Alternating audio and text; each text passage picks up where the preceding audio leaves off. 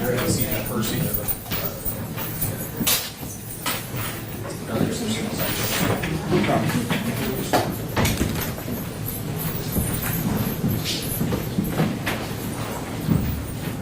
May be seated. Next matter before the court is 3 cases involving Blake Andrew Bates.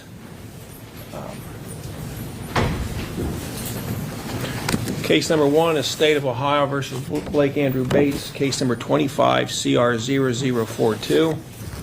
Second case is State of Ohio versus Blake Andrew Bates, case number 25 CR 0080. And the third case is State of Ohio versus Blake Andrew Bates, case number 25 CR 0138.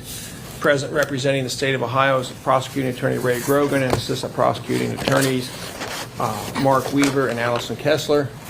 Mr. Bates has 2 court-appointed lawyers. Mr. Jack Van Bibber is handling case number 25 CR 0080 and case number 25 CR 0042. Mr. Van Bibber is present and seated beside Mr. Bates. Don Wick, attorney, is representing Mr. Bates. Mr. Bates is in custody. This matter is back before the court after Mr. Bates was previously in court.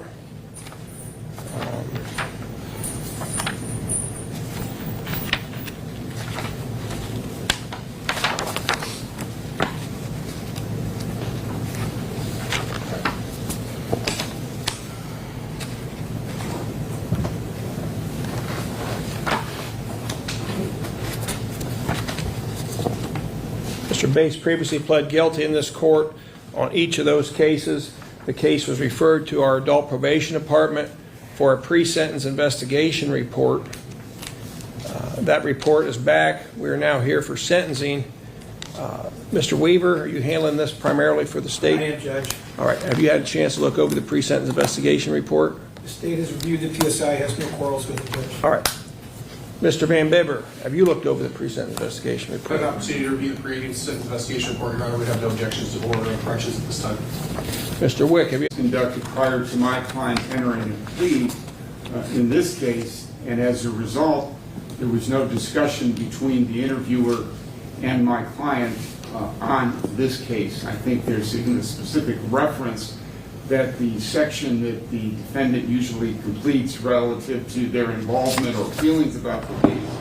My client was instructed to bring that to today's hearing, so I really can't comment too much on the PSI because it primarily involves my client's 2 other cases, which I was not counsel of, nor do I know really anything about the facts of those cases.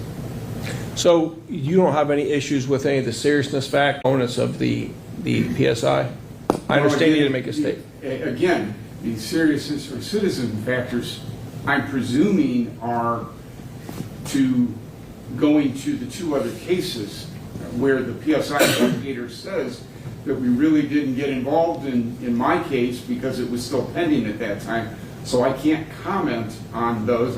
When I read that, I presumed that those factors were relative to the 2 other cases, Your Honor. Mr. Weaver, do you have any comment regarding that?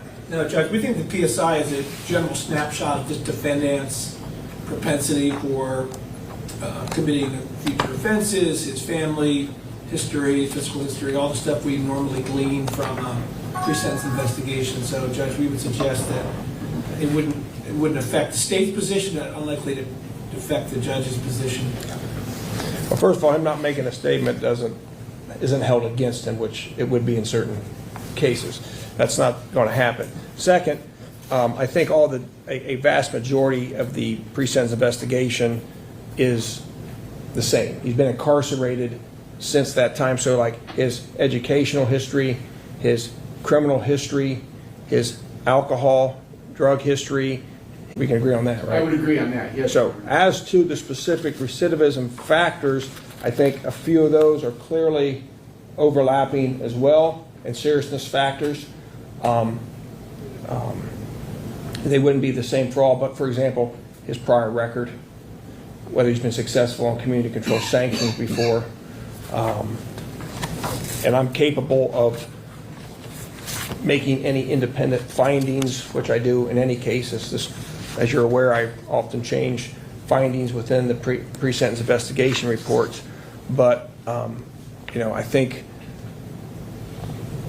some things are obvious too, whether there's physical harm caused in the case you're dealing with. I think that's inherent within that particular charge. There's certain other things, whether there's weapons involved. Most of them are going to be in his favor anyway. Like, for example, there was no weapon involved. He didn't hold a public office or trust. He didn't commit it as part of a organized criminal activity. It's not a sex offense. Whether somebody served a prior prison term or not is objective finding. Whether he's on probation or not at the time, I think we can agree he was not at the time of that offense, because in time it was the first case he had. He was not in possession of a firearm. So with that said, are you satisfied that I'm going to make an independent determination on anything that would be not duplicative than already in the PSI as to his individual case? That's correct, Ron. Just Okay. for the record, Okay. I wanted to place on the record the fact that the interview process and that portion of it, I as far agree. as defendant's explanation of events, taking responsibility for actions, remorsefulness, were not addressed as it pertains to my case, due to my case was still pending at the time of the interview. Okay. Thank you. Anything you want to add to that before we proceed? No, Judge, if there's a gap there, certainly when the bench asks the defendant if he wants to speak, he can certainly cover a lot of that if he decides to address the bench.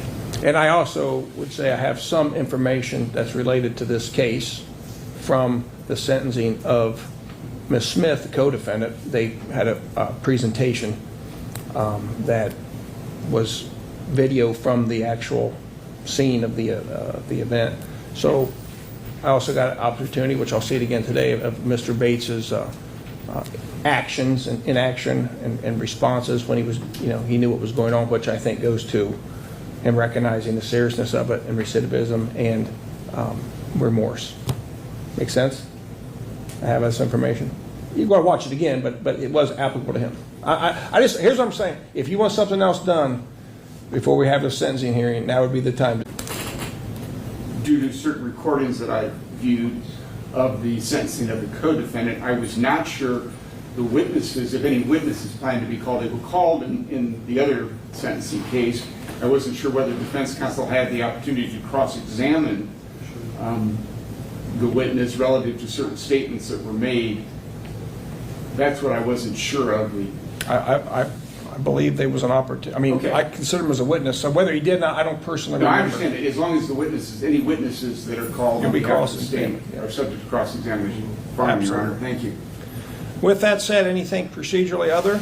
Only to say, Judge, that when the judge's staff told us that there was a narrow window of time to complete this, that as you know, Judge, and as defense counsel knows, the rules of evidence don't apply in the sentencing hearing, so we are omitting witnesses and going to go with the exhibits which have been provided to the defense. All right. With that said, we have Marcy's Law compliance. We do, Judge. Once again, it's a curious one. We have the aunt of the dead baby is going to speak as she did last time. And we have a discernible victim in the strangulation case, which is Alyssa Smith, who was the co-defendant in the child endangering case, who is present. And I believe is going to speak, but we made sure she was notified and present. And our office was made aware by somebody that she wanted to make a statement, so on abundance of caution, we had her brought here today. Yeah, that's fine, Judge. We just, for Yep. by way of notification, again, an odd set of facts. We thought, at abundance of caution, certainly on the strangulation case, she's a discernible victim. You have a comment, anybody? I do, but it's not related to Marcy's Law, Your Honor, so I don't know if you want me to address it now or during my arguments. Is it procedural or is it procedural. mitigation? I think it's procedural in that the state previously filed, Your Honor, a sentencing memorandum on or about, it looks like October 23rd, 2025. In reviewing that sentencing memorandum and in conversations with the state prior to going on to the record today, the state had made a recommendation as it relates to the sentence specifically related to the strangulation and to the escape case, or cases, I should say, that they recommend, according to the sentencing memorandum again, was 18 months on the strangulation and 12 months on the escape. I think that the state is willing to amend orally here today that recommendation would be consistent with the joint recommendation that was contained within the entry of guilty plea filed on or about August 13th of 2025 in both 2025 CR 42 and 2025 CR 80, which would indicate an 8-month sentence in the strangulation case, running consecutive to the 12-month sentence in the escape case. So I just want to make that correction. I don't think I need to make an oral motion to strike if the state is willing to make that amendment on the record today in their recommendation. I do believe that is procedural, not mitigation. Thank you. All right, thank you. We are, Judge. I spoke to defense counsel before the hearing. Scrivener's error, copy over. We orally want to put that into amend the sentencing memo. And in a moment, when I give the bench and defense counsel copies of what we're about to see, I've also written it in there to make it very clear. It will also be reflected when it appears on the screen. Thank you, Judge. When I was reading the state sentencing memorandum, I had concerns that it might have had an error in it. I pulled the entry pleas of guilty to confirm the plea agreement, which was written in there, and it is correct that the state's rec was 8 months on 2025 CR 0080, consecutive to a 12-month in the other case. So 8 and 12 was the state's rec at the point, so I did catch that as well, and we'll hold the state, unless there's something I'm not aware of, to their plea negotiations for Mr. Bates' benefit. All right? Thank you, Your Honor. With that said, does the state wish to present anything? Yes, Judge. May I approach with some copies of the handouts for you and for yes?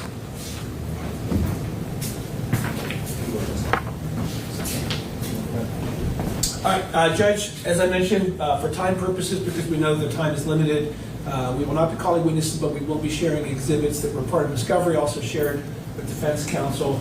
And I'm going to go through them each of the charges at a time. So, Judge, when I'm done, the state will have spoken on all 3 of these matters. I know we have 2 different defense counsels. I know you have different findings you have to make, but for purposes of brevity and efficiency, we're going to walk through all 3. The first one is the manslaughter conviction, Judge, which, as you know, is 290304. B, the court can choose between 9, 12, 18, 24, 30, and 36 months. The court knows that.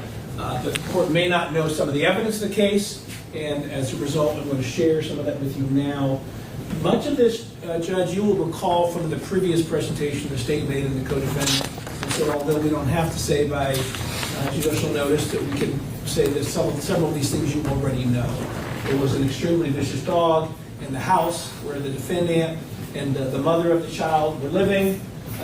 You saw some footage, Judge, of the capture of that dog and how aggressive and vicious this dog was. I'm not going to play it again because you saw it for one time. Again, trying to be efficient with our time, Judge. You had access to the photos of the horrific incidents of the child. I'm not going to put them up. The court had access to that. Just noting for the record, these were heinous, heinous injuries to this baby. One of the questions, of course, is whether the defendant knew that this dog had a history of being aggressive, because if he did, that makes the culpability much more serious. What you're seeing now is body cam footage from a jail interview with one of the investigators in this case with the defendant, who, just because of the angle of the sitting, we can see the left hand side of the defendant, but it's clearly the defendant. And the question that's being asked is whether or not there was a history of this dog. It was called Kilo, Pitbull mix. Whether there was a history of this dog being aggressive, and I'll make sure we can hear the volume, but this is what the defendant said. That's not right. Okay. Was there a history of this dog being aggressive, or? No, that's what we didn't understand. Everything was fine. We haven't had really problems with it. Was the dog aggressive? No. Now, haven't had problems with it. We didn't understand. That's the story that the defendant gave to this investigator. Then the investigator asked a question about whether his grandmother had said, you know, did your grandmother tell you there was a problem with this dog and around children? The investigator had reason to believe that had happened, but the question was put directly to the defendant, and you'll see his answer, Judge. How about is Aubrey, that's your grandma? Grandmother. Okay. I talked to her, and she said that prior to this incident, she's been begging you guys to get rid of the dog for a long time because it was aggressive. And She just don't like the dog because it barks when people come at the door. And she said that there have been several incidents prior to where it had tried to bite you, or I think the word she used was snipped at you. snipped at me. Yeah. I don't remember that. You don't remember anything like that? No. Okay. No.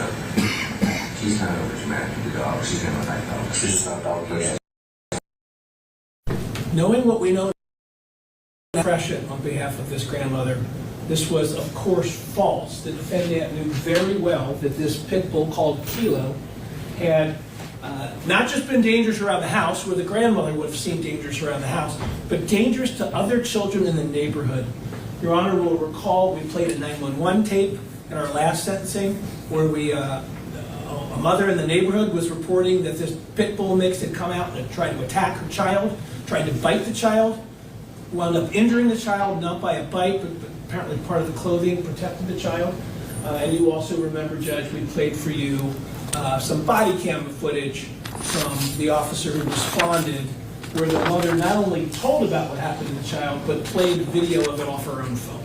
So again, for efficiency purposes, Judge, we will remind you that that was played before. What we didn't play before, well, I'm sorry, one more thing we did play before, Judge, is then, of course, the dog warden went out and talked to both defendants.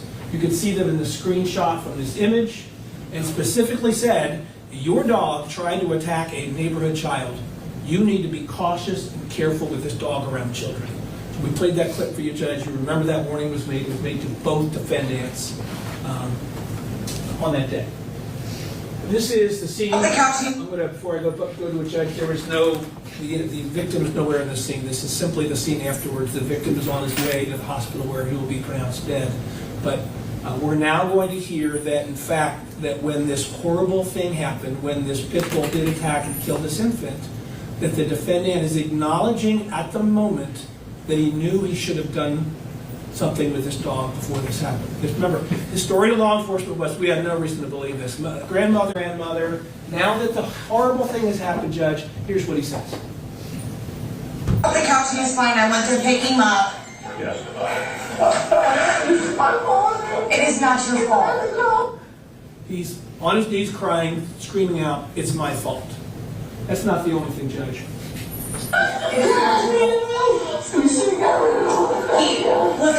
Listen to me. Listen. It's hard to understand. I played it several times. I believe the transcript is accurate.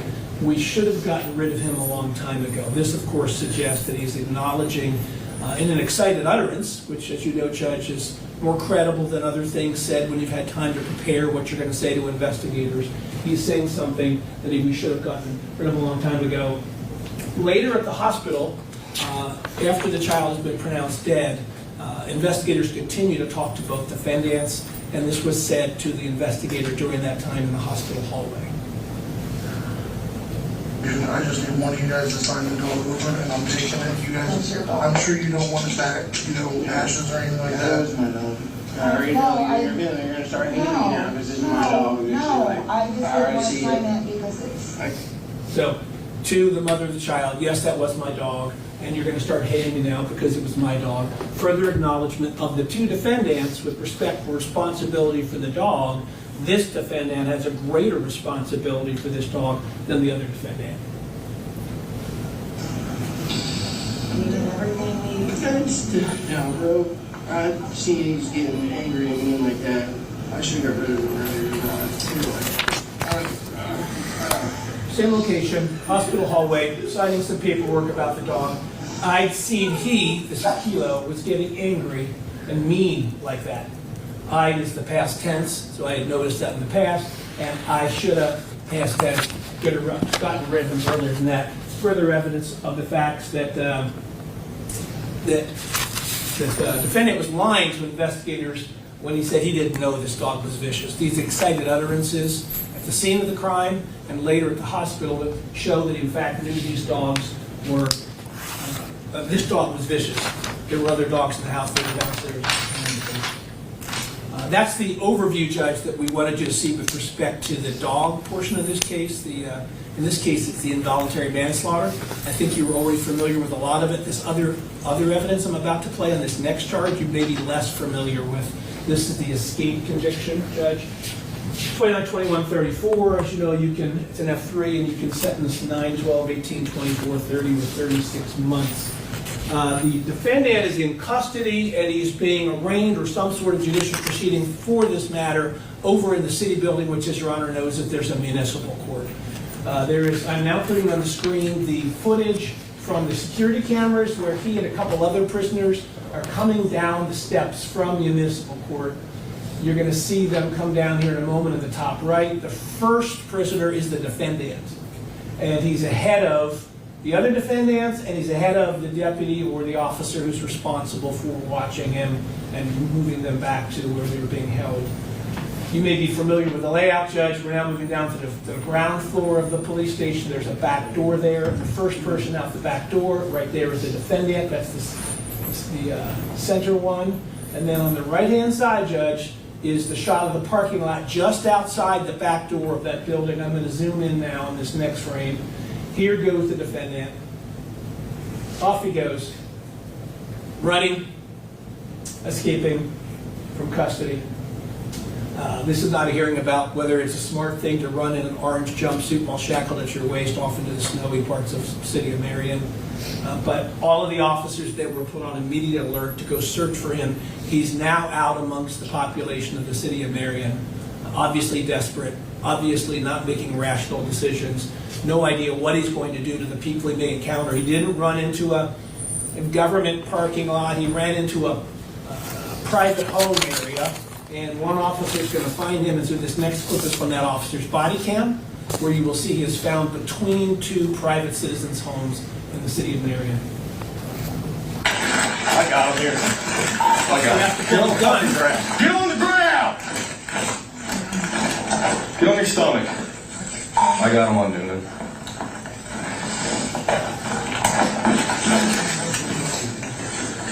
I got him. Right there. I know.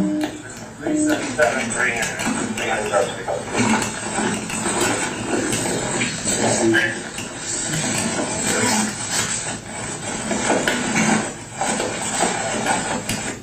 Okay, so Judge, we saw the crime, the escape, and we saw the arrest from the crime.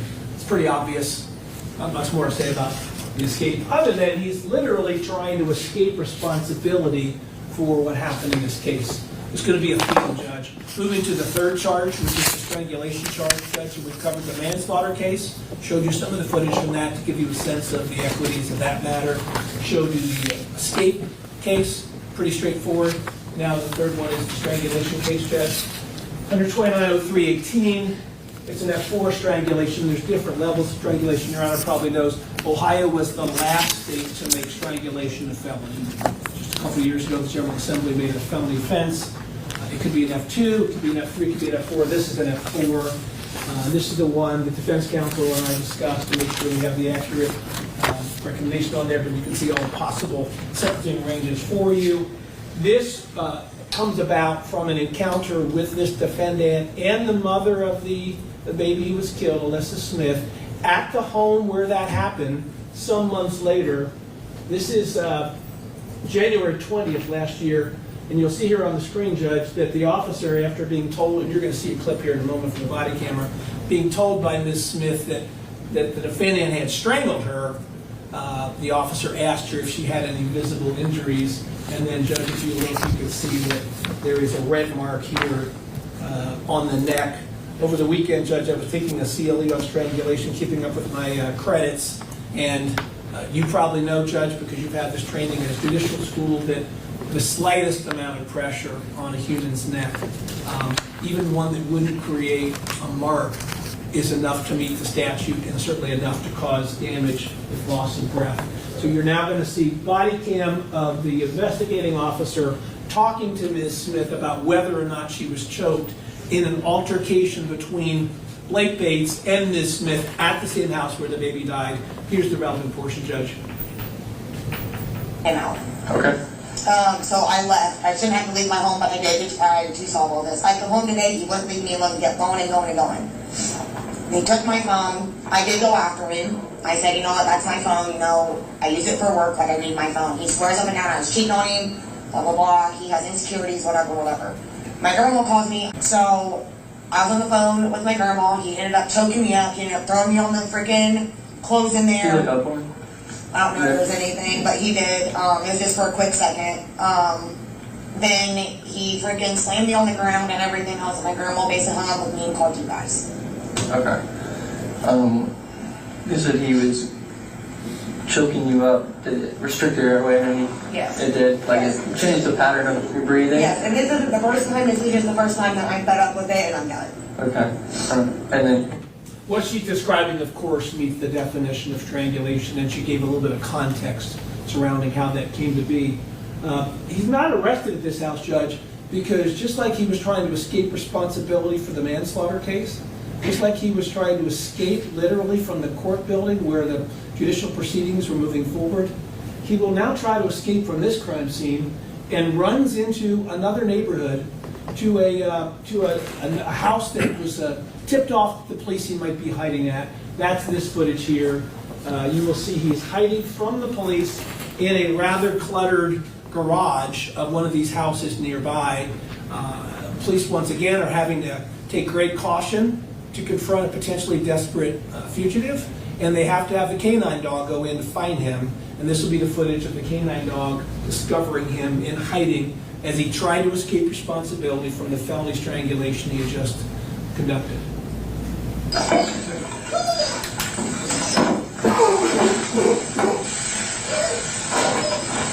Okay.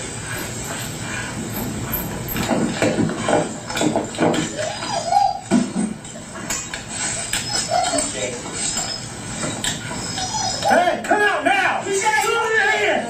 Show me your hand! Come out! Come out now! Come out. Come out. Keep your hands up or you will get paid. Do you understand? Yes, sir. Come out with your hands up. You are under arrest. Okay. Yes, sir. Do not reach for anything. I'm not. Get up slowly. Get up slowly. Get up slowly. I see. Put your hands up. Hands on your head. Sorry, I'm sorry. Hands on your head. On your head. Step over towards me. On your head. Alright, hands behind your back. Palms together. Yeah, lights on.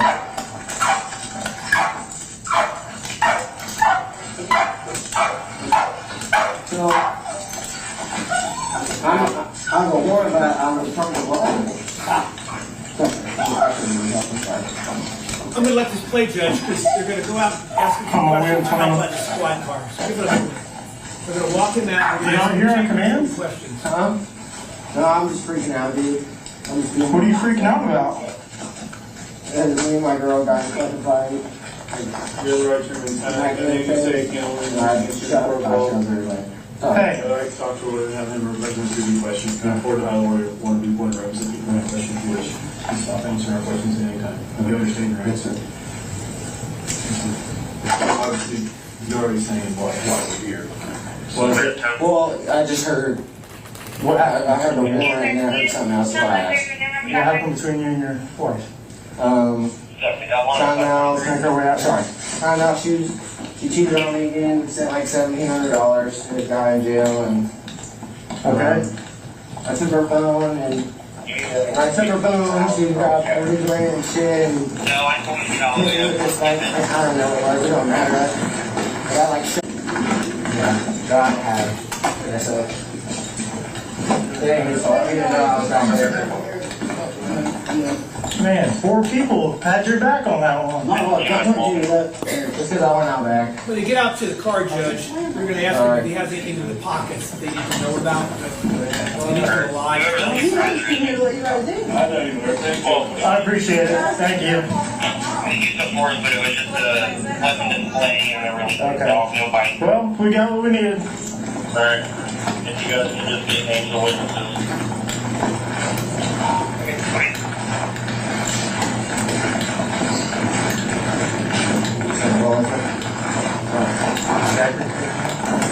This is the relevant part here, Judge.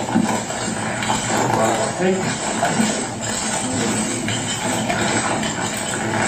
So, can I ask what was involved, like, or like what I'm being charged with, or? Honestly, I don't know. I'm not the investigating officer. I just came to help because I knew that you were here and you had a warrant. So, here. The warrant's like what, misdemeanor or something? Like, do you have anything on you need to know about before you go reaching I around? don't think so. No I'm type of sure. drugs? No, I have just a couple lighters. No type of weapons? No. Okay. Nothing else gonna hurt you?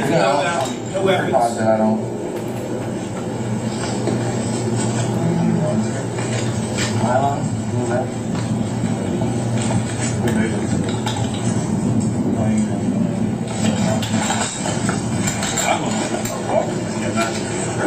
What's this? I don't know. I just put these fucking on or take off running. Wait, don't lie. I'm just being honest. It's probably it's drugs, but I. What kind of drug know what's in here? What kind of drug Coke would or it be? something like that. Coke? Yeah. Shit. He lied, said he didn't have anything he needed to know about. He said this. That's all I was came to. You know what I mean? He also said no weapons. Let's check the right pocket.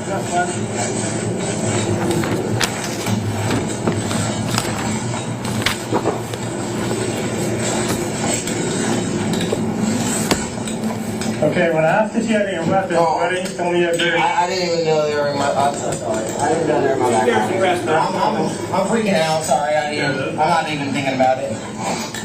Continuing to lie to police, continuing to escape responsibility, trying to evade responsibility. Judge, you should also know that there's evidence that this defendant violated your protection order. You're familiar with the jail mail system where inmates can communicate with one another. One of your bond conditions was that this defendant does not communicate with the co-defendant in this case. And there were jail mail to Alyssa Smith under someone else's name. Your Honor, I'm going to object at this time. I understand the court has the ability to consider whether bond violations are, in fact, it does have an impact on sentencing if he were to violate bond. I don't believe that there was a bond violation filed related to these messages. As such, if this is going to be subject to a consideration by the court, I think the defendant is subject, or would be, needs to be afforded the opportunity for there to be a cross-examination, for there to be a presentation of evidence directly related to this, and then the court to make a subsequent finding whether he did in fact violate his bond. And there again, there is no bond violation filed. So I understand the effort of the prosecution here to spend 25 minutes on a joint recommendation at this point for at least two of the cases in an effort to paint Mr. Bates as a bad guy. But this I don't think is relevant for the court to consider at this point. Well, I think, one, they can choose testimony. It's quite normal. Somebody reads a letter. They tell their opinion.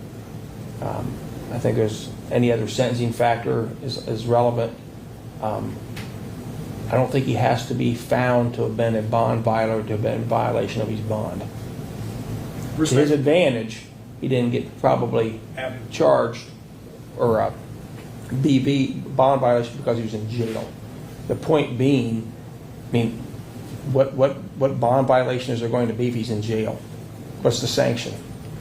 Don't do it anymore? Well, Your Honor, I think that's exactly why the court, in bringing this up in the court considering it, it has nothing but a prejudicial effect without the appropriate administrative and procedural safeguards put in place to ensure that the defendant in this case actually did do these things. I understand it's alleged, and I think that's the problem, is that a sentencing factor and specifically the ability to go to prison. I understand there's a joint rec here, so I think it's a little bit of a nonsense point that we're even arguing about it right now. I would just ask that the objection be noted in that he did not violate his bond pursuant to any finding made by this court. Mr. Weaver. Yeah, first of all, the state will put on the record, as part of the universal agreement in this case, the state will not be prosecuting as a separate charge the bond violation. So any due process concerns have been resolved by the fact that I'm stating on the record we will not be bringing any additional charges related to this. Secondly, Judge, as Your Honor knows, that when it comes to your attention that your bond has been violated, it allows you, without any other due process, to make adjustments to bonds, which means there is a basis upon which a court can make some decisions based on a relevant fact. In this case, the statutory sentencing factors say that all other relevant information can be considered by the bench. I'm about to show you the video where he's going to acknowledge that he did this, violating your order. I'm simply starting with how it came to be, but in mere moments, Judge, in a very short clip, you're going to hear him acknowledging that he purposely and willfully violated your order. We think it's relevant. Was this initially, was this joined for trial? Was this joined for trial? These were separated? These were separated for Oh, trial. yeah, there's cases, that's Yeah. right, different trials. I'm also got information that I can consider from Ms. Smith's hearing, which this was another issue there, but I'll go ahead, I'm going to overrule your objection. I'm going to have Mr. Weaver continue with his presentation, but I don't think he has to be found to be a formal bond violator, being violated by issuing bond. My point is when you're out on bond, we can make adjustments to his bond. When he's in jail and he's violating a no contact order, I suppose I could say he can't have access to the computer. I mean, Well, and that's actually part of the problem, Your Honor, is that I don't think the bond is actually put into effect until he signs and acknowledges the OR bond or the PR bond that's part of the bond itself when it's posted. If a bond isn't posted and you've not acknowledged an OR bond, you are not necessarily subject to those bond conditions because the bond is not in effect. okay, well, there's a no contact order. But if it's subject to the bond itself, it's not actually in effect. And that's, I think, part of the problem here in determining whether he did, in fact, violate his bond as alleged by the state. There's a protection order in effect, correct? I beg your pardon? There was a protection order, so he's violating the protection order. Out of the municipal court, though, and that's part of the problem. We are considering things that are not subject to this proceeding because they haven't been properly brought to allege the. I respect that, and I'm not trying to get too heated here, Judge. But this, I assume, is relating to the two cases which we have a joint rec for. So I'm also not sure what the dog and pony show here we're doing to talk about a joint rec. I just don't get what I don't understand. There's not a joint rec involving Mr. Wick's case. There's not, but And it's all being sentenced at one time, and out of efficiency, we're doing it all at once. So I got your note. Do you have any more Thank you. comment on it? No, Judge, thank you. Thank you. Go ahead. Again, I'm going to try to be brief, Judge. This is the jail mail from Zachary Schaffner to Alyssa Smith. That in, of course, you see references to Blakey, which is, there was some testimony at the previous sentencing hearing about code being used between this defendant and that defendant, but lest we have to guess whether or not this defendant did this, or lest we have to guess whether he knew that he was under this protection order, investigators came to the holding facility, asked him about it, and this is an exchange.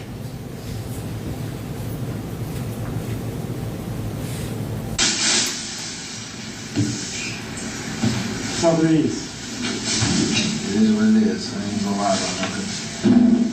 so you're confirming these are messages between you and Alyssa Smith, correct? Yeah. Okay. So you were using Zachary Schaffner's email to contact Alyssa, correct? Okay. And then you used Matthew Henderson used him to create a three-way call with you and Alyssa, correct? That's with Jessica. With who? Jessica. What do you mean? I've been talking to a girl named Jessica with Matt. Okay. Have you used him to speak with Alyssa over the phone? That was a long time ago. A long time ago? Not last night? Or early this morning? You sure? Yeah, I did. You did?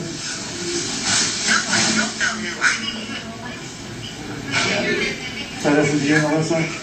Okay.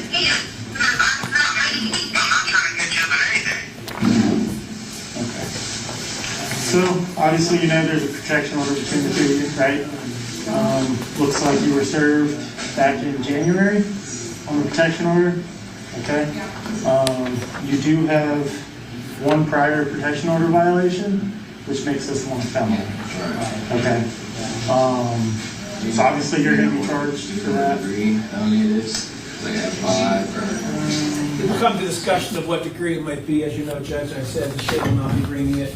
The investigator did point to the fact there was a previous charge of violating a protection order that was filed in Marion Municipal Court. The facts here, Judge, are once again, he's trying to evade responsibility. He's trying to escape responsibility for all of these different charges, both the horrible death of his baby, the escape, and the strangulation.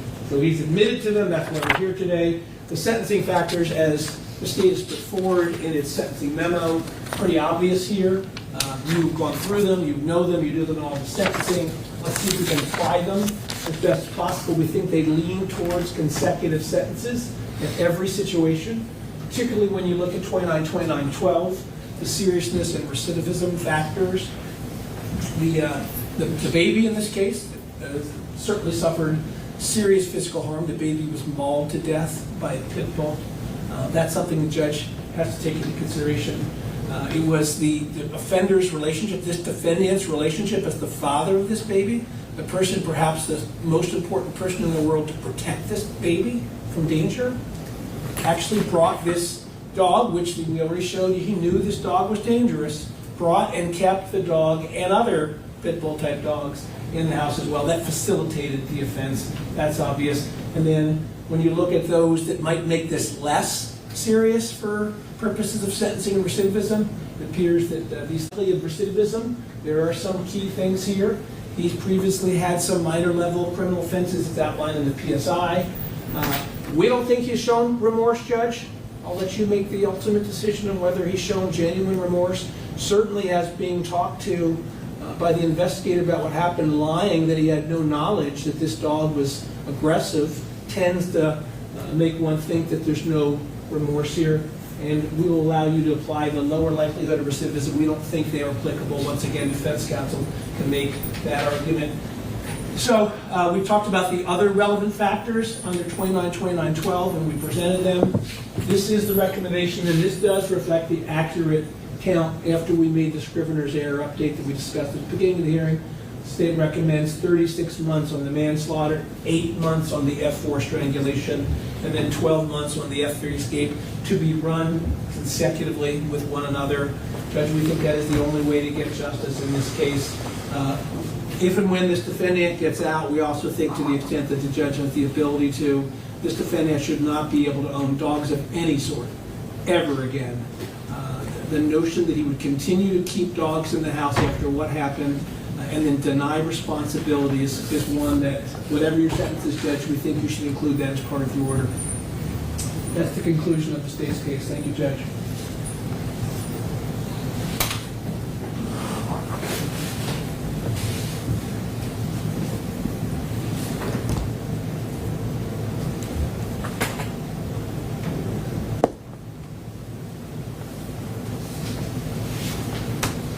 All right, Mr. Van Bibber, anything you want me to know regarding the two relevant cases that you're handling? Well, Your Honor, I'm going to briefly just touch on the last portion. I understand that the dog bite case is separate. Excuse me. Is that he never be able allowed to own dogs again. I don't think that's within the purview of this court to be able to do that. And given that we're just sentencing together, I would note an objection as it relates to any disposition of the two cases that I'm addressing. That being said, Your Honor, I would also again note that there was a joint recommendation in these matters in the 7-ish years that I've practiced and the 10 years before that that I've been a part of the legal field. I've never in my entire life seen and I will say it was a very nice presentation, and I do appreciate the walking through it, but the vast majority of this really tries to utilize the strangulation and the escape convictions, which he has taken.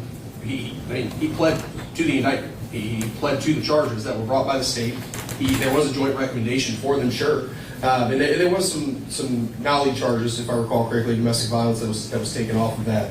But the escape was the escape. He pled directly to that. And there was a joint recommendation, again, as it relates to the disposition of the matter. But that's normal plea bargaining. Your Honor's been a part of prior to taking the bench and then disposing of cases since you have.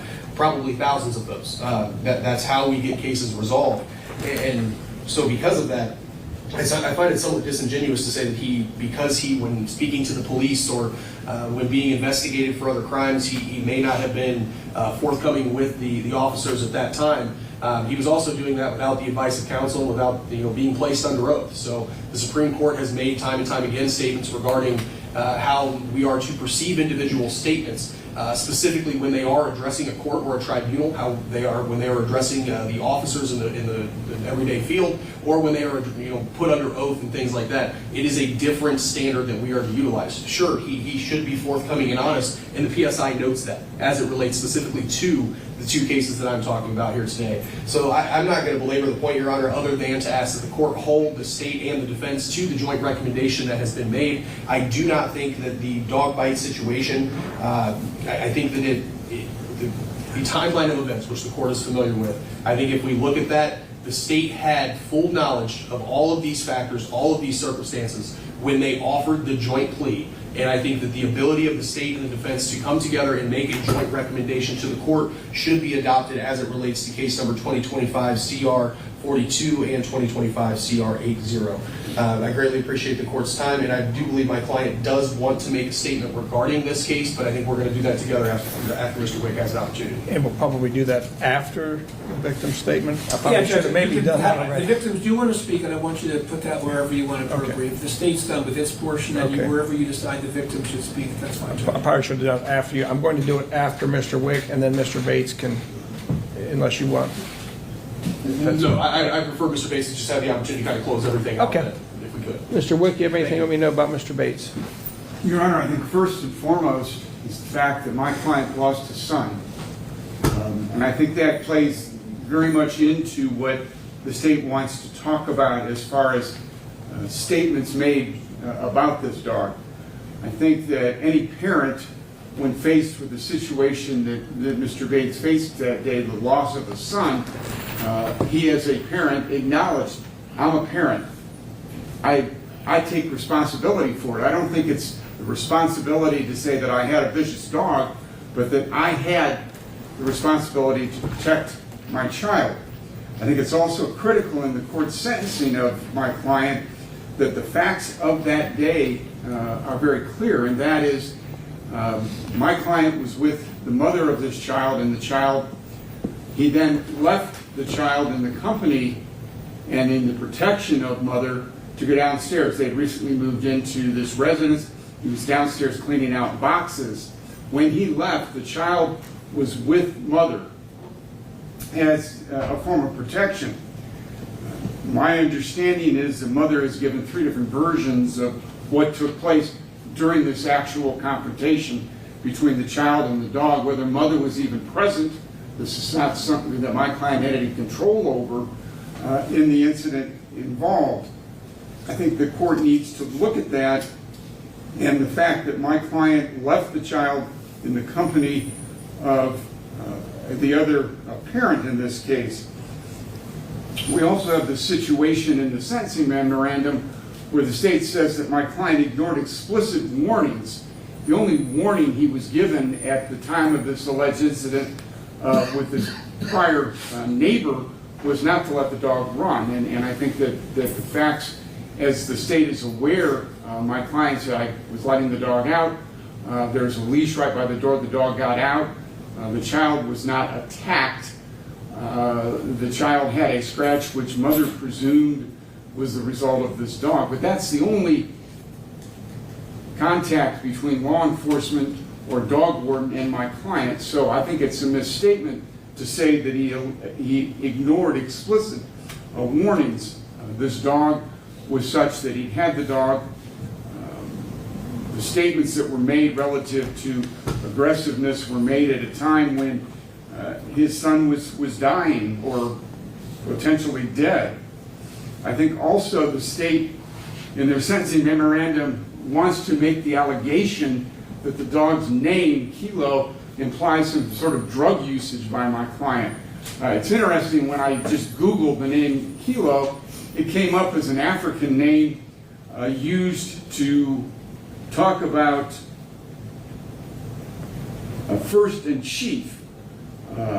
It also went on, Google went on to say that Kilo is now a popular name for dogs, as it implies strong, dependable, protector, and legal. It also references Kilo Ren, which is a Star Wars character. So I think that that's an attempt by the state to muddy the waters that has no real effect on the sentencing of this case. I think the court also has to take into consideration that while my client was charged with manslaughter as a felony of the first degree, the state did not pursue that to trial. Now, I know the court can take into consideration charges that are reduced or dismissed. However, in this case, Your Honor, the state couldn't prove the F1 manslaughter charge. He pled to an F3 manslaughter, which talks about as a result of a misdemeanor child endangerment case. I think that's critical in those dismissed charges. Now, my client at the change of plea hearing admitted his responsibility as an adult and as an owner of this dog and as a parent. However, I don't think the court can lose sight of the fact that my client lost a child, and I think that needs to be taken into consideration when the court looks at sentencing. I think specifically the punishment factors is that my client has in fact lost his son. My client has spent a considerable amount of time incarcerated. I think that will not demean the seriousness of this offense. Initially, Your Honor, if it weren't for these other two charges, that there was a joint recommendation that I was not part of, I'd be asking for community control in this case, Your Honor. And I think that the seriousness of this offense would not be demeaned by the fact that my client be given community control to ensure that similar ownership of animals is not taken into consideration.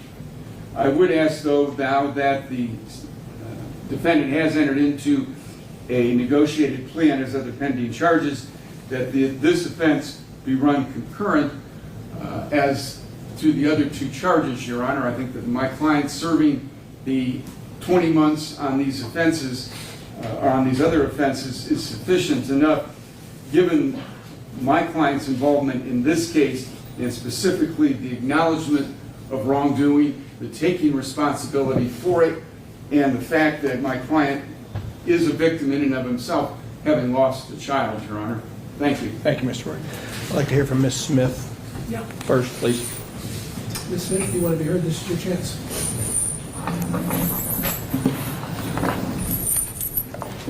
Sorry. Just for the record, this is Alyssa Smith. Yes, I'm Alyssa Smith. Me and Blake dated for about 2.5 years.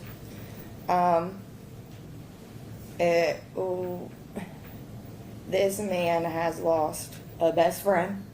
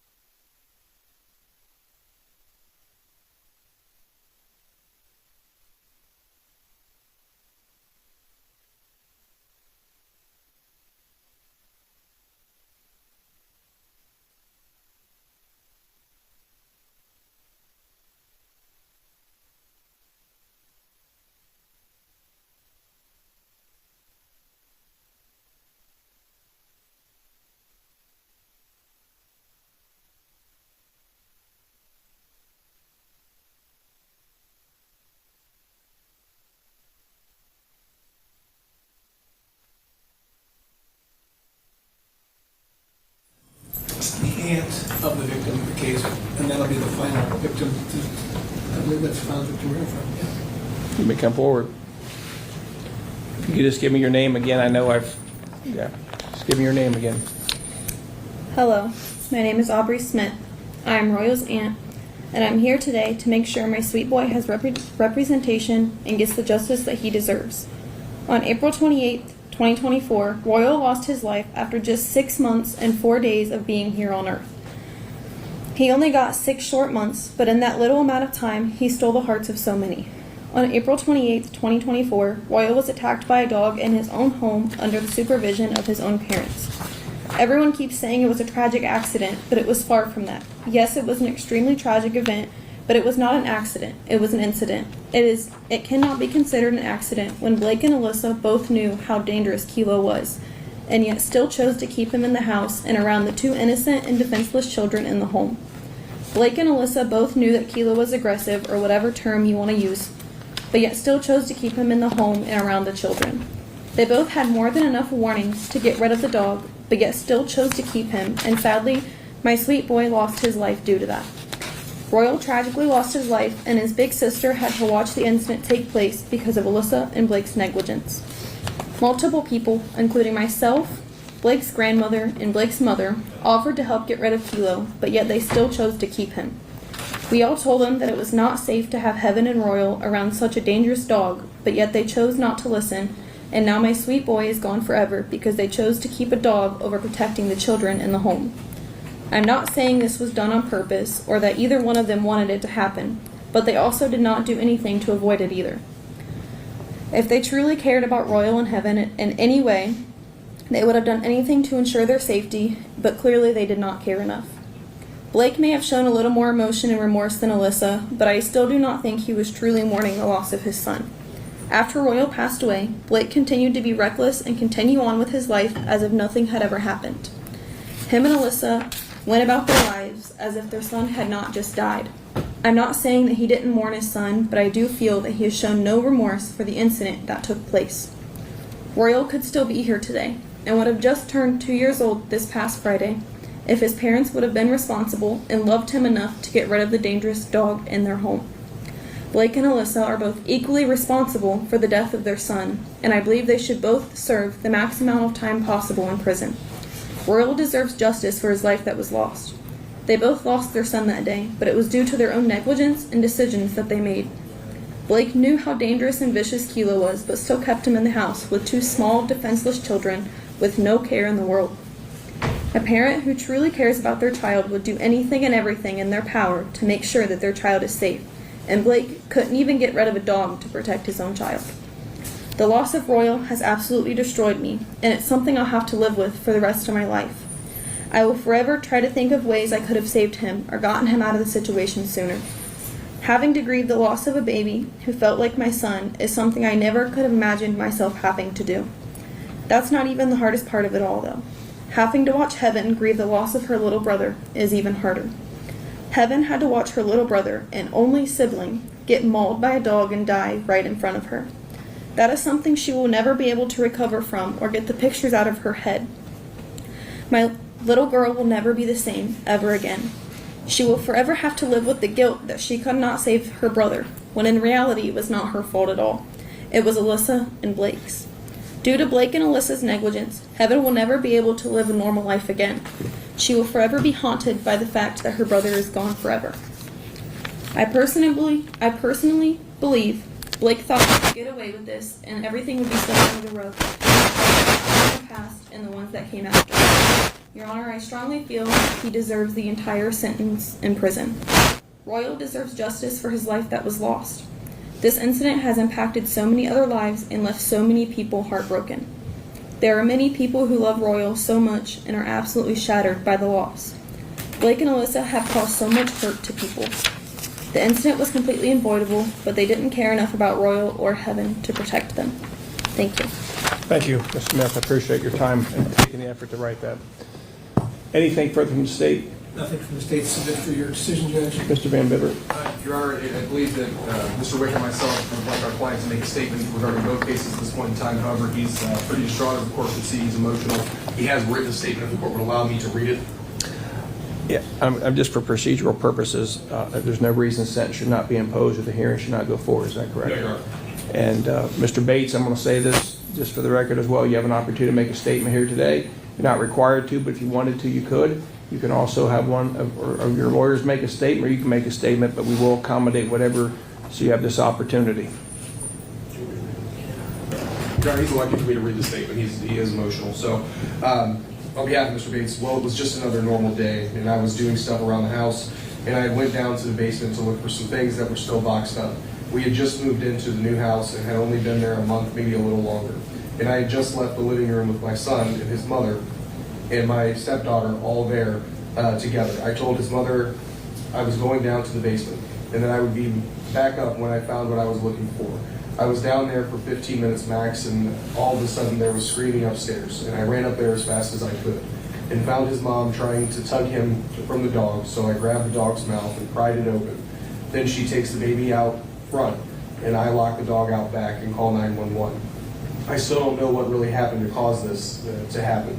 His mother has told 3 different stories as to what went down. Still, I blame myself for owning the dog, and I still take responsibility for this happening. I'm his father, and it's my job to keep something like this from happening. With that being said, his mother was there, and it all happened, and I was not, and that's where I messed up.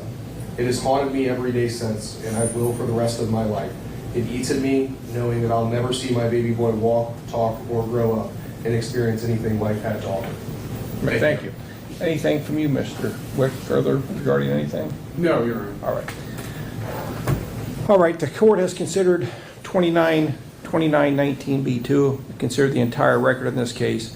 I've considered the pre-sentence investigation report, the victim's statements made here today. I've considered Rule 11F statements. I've considered the plea negotiations and the state sentencing memorandum as amended. I've considered bond information. I've considered information that was provided in essentially the co-defendant's case, Ms. Smith's case. Had a little different information, but it was all involving this and body cam footage that's relevant to Mr. Bates. I've considered the purposes and principles of sentencing as outlined in 292911A. And in determining the appropriate sentence, I'm guided by the overriding purpose of felony sentencing, which are to protect the public from future crime by the offender and others, and to punish the offender using the minimum sanctions that the court determines accomplish those purposes without imposing a necessary burden on state or local government resources. I'm required to consider the need for capacitating the defendant, deterring the defendant and others from future crime, rehabilitating the defendant, making restitution to the victim of the offense, the public, or both. Consider the seriousness and recidivism factors under 292912. I want the record to be clear that this court has independently reviewed each case, independently reviewed the sentencing factors independently of each case, has independently reviewed the seriousness and recidivism factors in each case, independently made findings of those things, considered remorse independently in each case, considered things independently. I don't have any clearer I can be. I understand what Mr. Wick said at the beginning.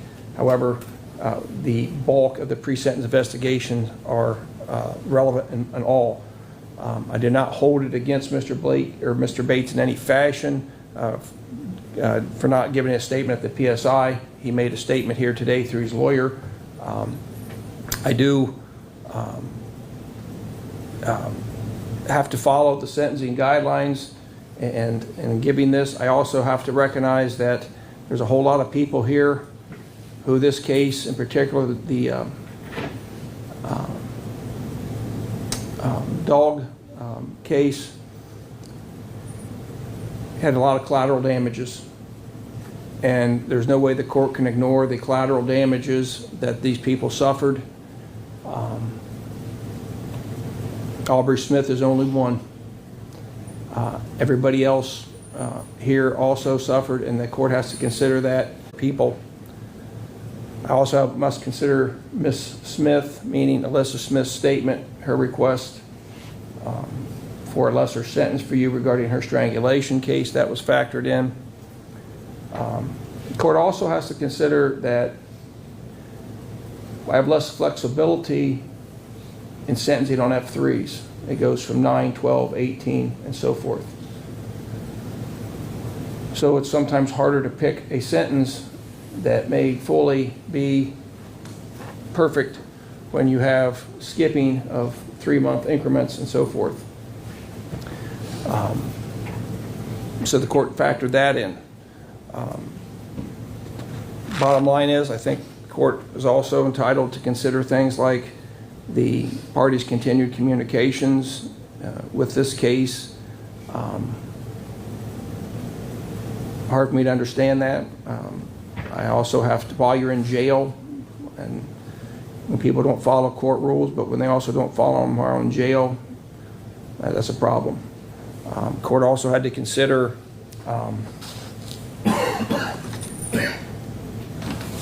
Mr. Bates would have had this case, meaning the manslaughter case, pending out there, lingering out there, and then there's a strangulation case, and I have no idea what's going on with this escape, but it puts, the escape case puts officers in a bad situation.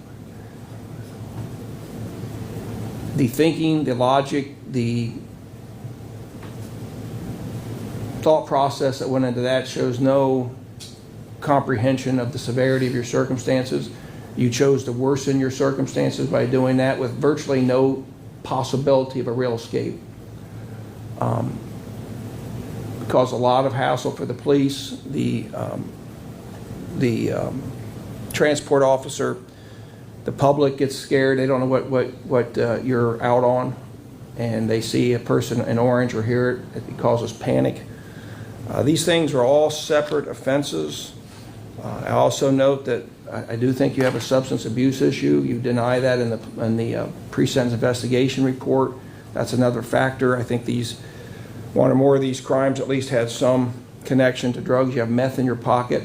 The court has to consider as well the charges that were ultimately plea bargained.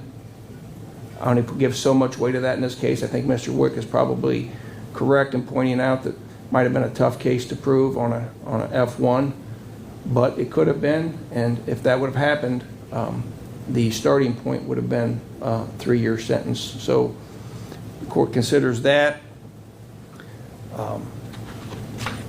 Based upon the video I watched, I do think you have some level of remorse for the loss of your child. I'm not sure it's probably to the level it should be, but I do think you have some level of remorse. I think your statement today at least leans that way as well. I think your grief was somewhat genuine, obviously, at the point of the thing, but I just don't think you modified your behavior. So this court is required to follow the sentencing guidelines, take all these factors. It's a complex case. But the court finds that at this time that you're not amenable to community control sanctions and that a prison sentences are warranted on these cases. As to case number 24, CR 42, which is the strangulation case, court's going to impose a sentence of 8 months. I'm sorry, Your Honor, do you mean 25 CR? Yeah, I'm sorry. Well, yeah. Is it a 20? If it's a 25 case, yeah, 25 CR. Sorry about that. CR 42, sentence of 8 months. On case number 25, CR 80, the escape charge, court imposes an 18-month prison sentence. On case number 25, CR 180, involuntary manslaughter, court imposed a 36-month prison sentence. That's 138. I think you said 180. All my notes are wrong. 138. Sorry about the errors in the sentencing or the case numbers. In the manslaughter case, involuntary manslaughter, it's a 36-month prison sentence. Those sentences will be served consecutively for a total prison sentence of 62 months. In finding that consecutive sentences are necessary, the court finds that consecutive sentences are necessary to protect the public from future crime by this offender and to punish the offender. The court finds that consecutive sentences are not disproportionate to the seriousness of the offender's conduct and the danger this offender poses to the public. The court also finds that the defendant did commit the escape offense while the offender was not only awaiting trial on his strangulation case, was in custody and actually fled from a court proceeding. The court also finds that you do have a criminal history of criminal conduct that demonstrates that consecutive sentences are necessary to protect the public from future crime from future crime. I also feel that the harm caused to the infant was extreme, and that no single prison term was very unusual, great, so extreme and so great and unusual that no single prison term for these offenses would reflect the gravity and the severity and the trauma of that event. Court in the strangulation case, there'll be no fine. Court costs will be imposed. Court-appointed lawyer fees will be waived. In the escape case, court costs will be assessed, attorney fees waived, there'll be no fine. In the involuntary manslaughter case, court costs will be assessed, be a $1,000 fine, and $500 of the court-appointed attorney fees will be assessed.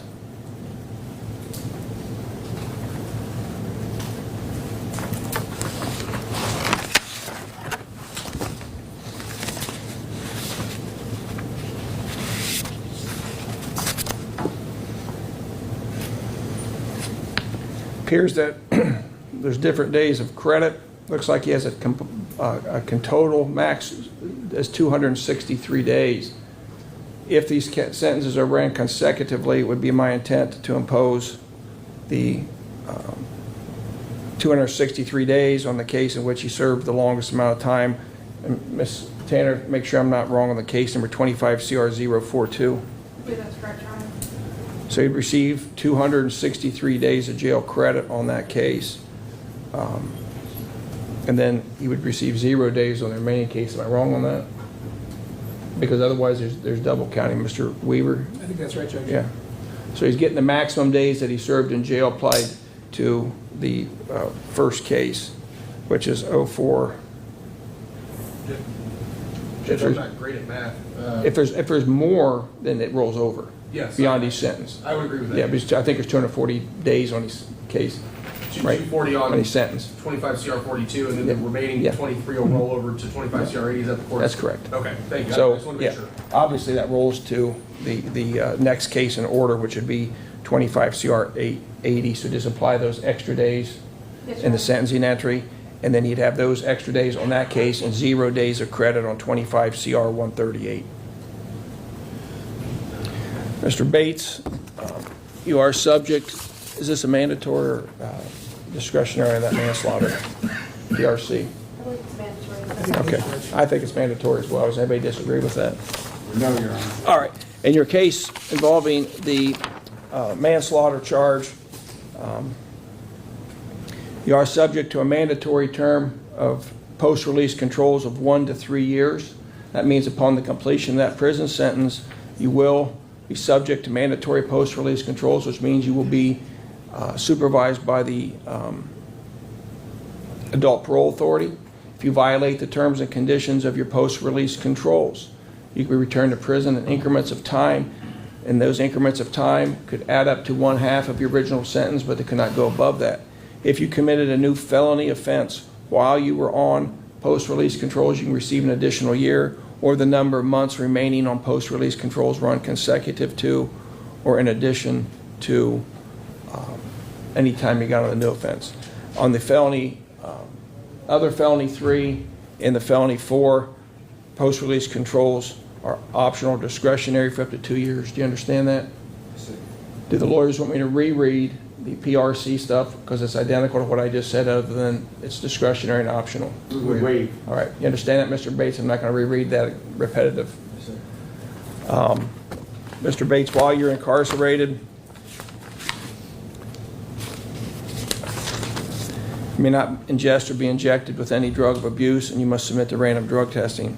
While you're in prison, you may be eligible to earn between 1 and 5 days of credit towards certain sentences on your case or charges for each month that you productively participate in educational programming, vocational training, substance abuse treatment, or other programming.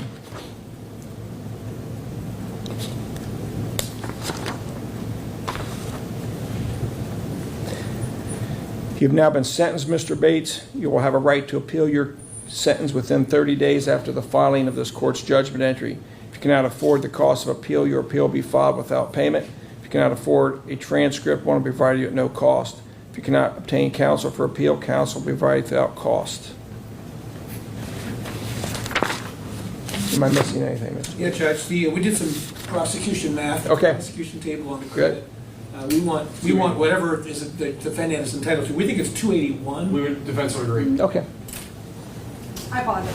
Oh, no problem. I would just note that 263, it appears, Your Honor, was as of 10/9/25 when we were previously scheduled. Oh, okay. The hearing was then moved, so that with the additional time between the two, I think that's where the additional days came in. The defense would stipulate to 281 days. So 281 days will be applied to the first 8-month sentence, and the balance rolls over, and the third case gets 0 days. Yes, sir. Mr. Wick? Your Honor, the only thing that I would ask, given the extended incarceration of my client, that the imposition of fines and costs be stayed pending his release. We're not going to stand. Thank you. All right. All right. Thank you, Judge. All right, that'll conclude the matter. Sorry, I just knew what I was looking at.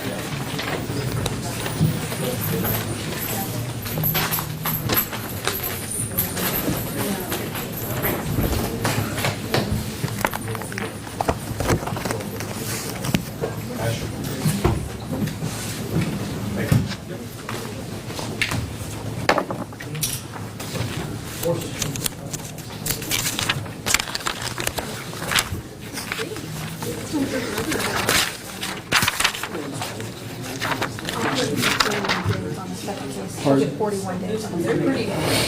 Put it on the, yeah, that's fine. On the escape.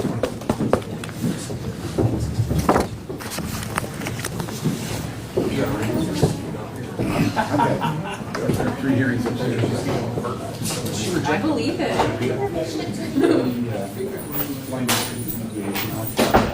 Yeah, you just email it to me or text me. Yeah. We'll knock that out. Okay. Those two get along better now than they ever have. See you, gentlemen. See you. Thank you. Did you have additional questions? I'm more than happy to answer. I do. Yes, sir. The only thing is I think the judge